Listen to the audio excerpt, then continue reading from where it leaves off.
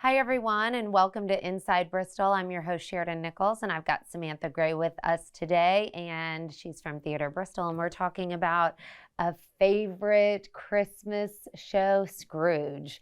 I mean, on everybody's list, hopefully, mark your calendars. Tickets are on sale. Tell us a little bit about what we can expect. Well, Scrooge the musical is one of those grand, kind of almost old-time, tailored musicals, like when you think of Oliver or something. And it is magnificent, and it has a big cast from around the region. And Leslie Brickus, who wrote it, also wrote things like Jekyll and Hyde and Willy Wonka and the Chocolate Factory. Yeah. And it's great music that you will just love. Lots of great actors in it, and just something that's perfect for the whole family. And just really a classic. Yes. Add to the list. And how many show dates are there, and where do we get tickets? Yeah. So you want to get tickets at ParamountBristol.org. So we're really excited to be on our big stage at Paramount Bristol. And we're just wonderful. They're wonderful to collaborate with. And the shows open November 22nd and run that weekend, 22nd, 23rd, and 24th. And then we're taking a break for Thanksgiving. Oh my goodness. We're taking a break for Thanksgiving Day. And then we're back the next weekend, which is December 6th, 7th, and 8th. Okay. So 2 weekends, 6 shows, wow. But we're taking a break between the 2 weekends. Well, and that makes sense. But at least that gives plenty of people opportunities to go and, right. and look at their schedule. And I'm sure production and practicing is in full swing right now. Oh, yes, it is. Last night I was in the office and I could hear the beautiful harmonies coming all the way down to the office. And I know the audiences are in for a big treat. Another special thing we're going to be doing is on opening night on November 22nd, we're going to be announcing our 2025 season, which is our 60th anniversary next year. And so that'll be a really exciting, big season. So if you come opening night, you'll get to find out. The inside scoop. Yes. Oh, exactly. My goodness. Yeah, that will happen before you even come back and share it with everybody. Probably. We'll still have you back to share it with everybody, Well, just good. in case you missed that opening night. But that's exciting.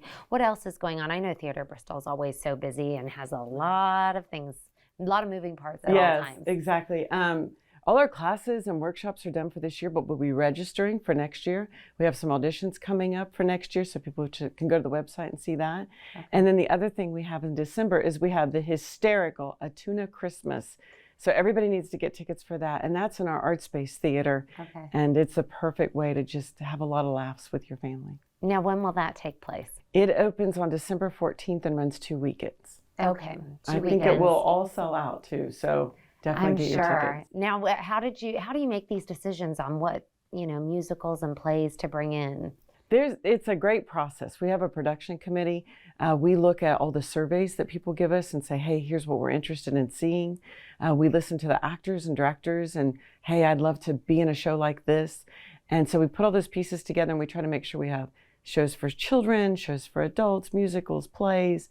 So it's kind of a holistic, what have we already done that we don't want to repeat too soon? Right. Yeah, so it's a process of putting all those puzzle pieces together. We put the season together. Well, this is exciting. Yeah. Well, thank you so much for coming on and sharing all of this with us. Thank you. And don't miss out. Go online, get your tickets. You can always call. You can always stop by.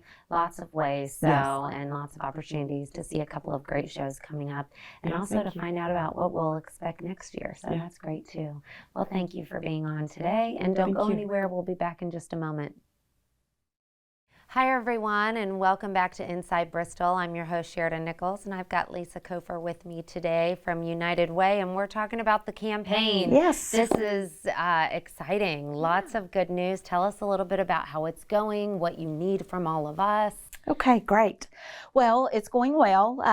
We are at about 56% of our $1 million goal. A little sluggish here in the middle. With what's happened recently with the disasters in Northeast Tennessee and North Carolina and Southwest Virginia, we kind of hit the pause button on our campaign so that we could help our friends and neighbors in need.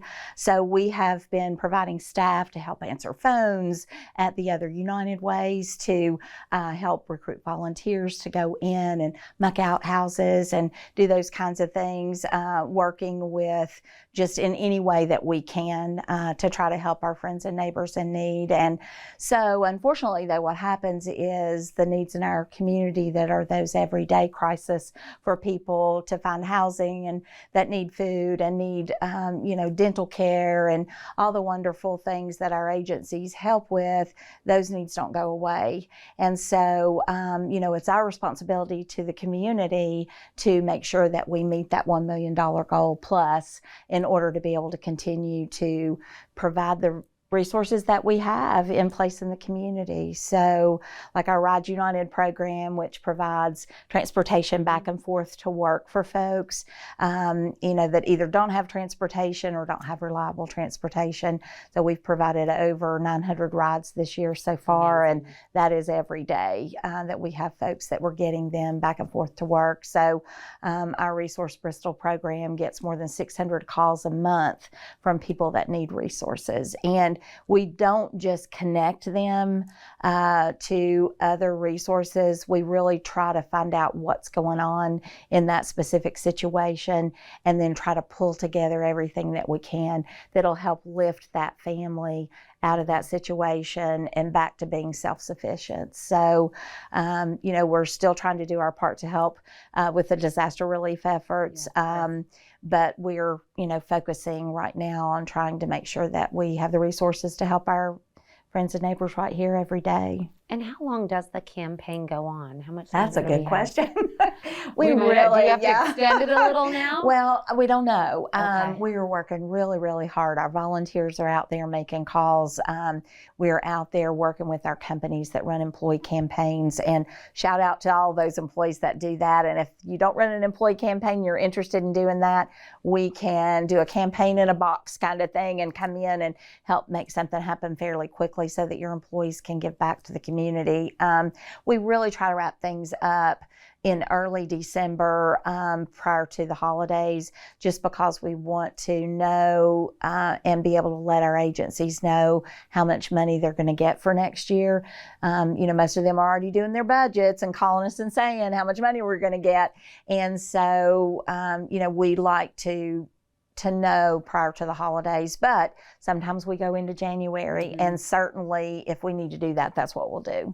That's right. And United Way obviously helps a plethora of agencies. Do you want to mention any, just so we know? Well, we have 26 agencies, and I won't list all of those, but amazing organizations that help every segment of the community, like Abuse Alternatives, our domestic violence organization that helps people that are in those situations to have a safe place to go and stay, and their kids, and to help them get back on their feet. We have after-school programs and summer programs that are affordable through Boys and Girls Club, Girls Incorporated, the YMCA. Our only sliding scale fee-based childcare in the community is the YWCA. So, and we fund not only that program, but their Moms Are Us program and several others. So we have Healing Hands, which is an amazing organization that provides, affordable health care and dental care, and getting ready to provide some mental health services as well. So we are just so thankful that these agencies work with us to be able to help infants, children, families, and the elderly, and all of those folks in between. And that's what's so wonderful about giving to United Way. You can make that one gift every year, and you're going to impact all of those segments of our population. And we work a lot with our ALICE families, which are our asset limited, income constrained, employed. And basically those are our families that are working really hard. Some of them working 2 and 3 jobs just to make ends meet, but they don't make enough to pay for the basic necessities, but they make too much to be able to get a lot of the resources that others are able to tap into, like SNAP benefits and things like that. So they're really in that area where they need that extra little bit of a boost. And so we can help them with food, or we can help them with their rent or their utilities, or, things like that, and help them keep their job, help them to be able to take care of their families. And that's our goal, is to lift people from poverty to self-sufficiency. So we say we have $1 million financial goal, and we do, but our goal really is to help those people that are in those situations, and we never know when it might be us. That's right. So our community is very generous. I've been here for 27 years, and we have met our goal every single year. And it's not because of me, it's not because of our staff, it's because our community believes in these organizations and sees every day what we do to make a great impact on those that we serve. I love that. Well, good luck with the Thank remainder of you. the year. And thank you Thank so you. much for coming on and sharing all that with us. And if you haven't donated, you know where to find Lisa. She's been around a long time, as she said. Well, thank you so much. Thank and you. We'll be back in just a moment. Don't go anywhere. Hi, everybody, and welcome back to Inside Bristol. I'm your host, Sheridan Nichols, and I've got Caitlin and Becky with us today from Parks and Rec. Thank you so much for joining us. And we're going to talk about the Bake Off Bash. This is coming up, and this is a favorite here.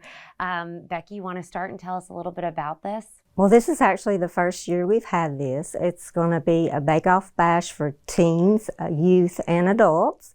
There'll be 3 age groups. It'll be 12 and under, 13 to 18, and 18 and over. And they'll bake a treat and bring it in to be judged. And then from each category, there will be one winner, and they will appear on BTN TV to share their recipe.